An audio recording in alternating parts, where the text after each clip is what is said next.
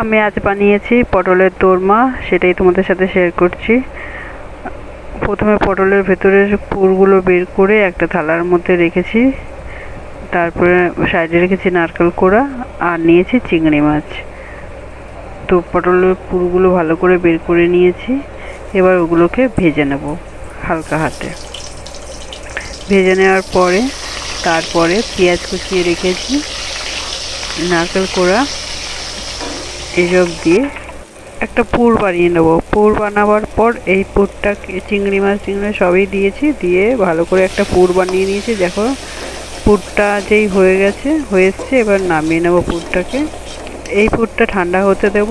ঠান্ডা হওয়ার পরে এটাকে পটলের ভেতরে ভরে এবার যেরকম মশলা টশলা কষিয়ে এবার ওই পটলগুলোকে দিয়ে নারকেল কোড়া দিয়ে ভালো করে আমি দোরমাটা করে নেব।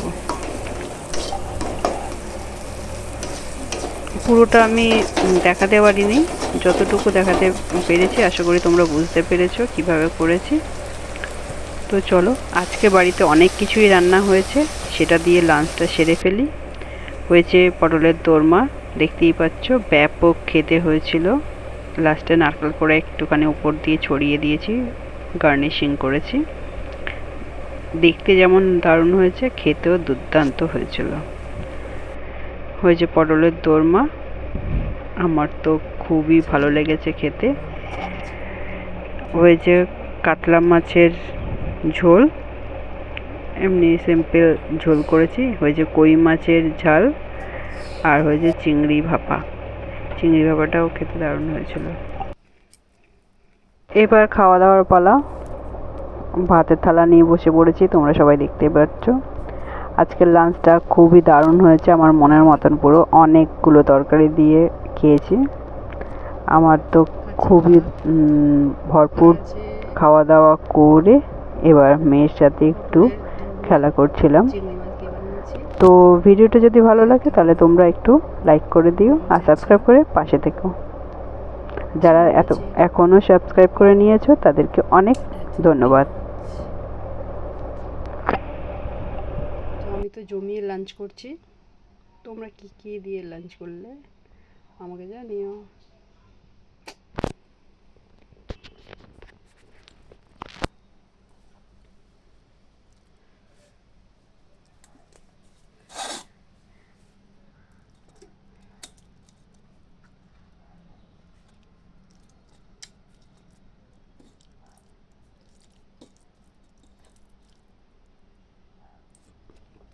সুপারব খেতে।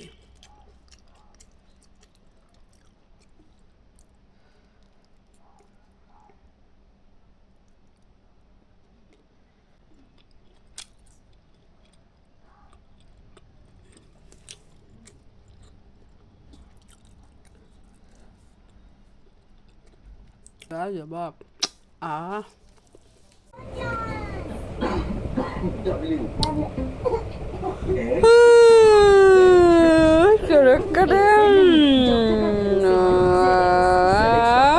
Çubuş. Ya çubuş. Ya çubuş.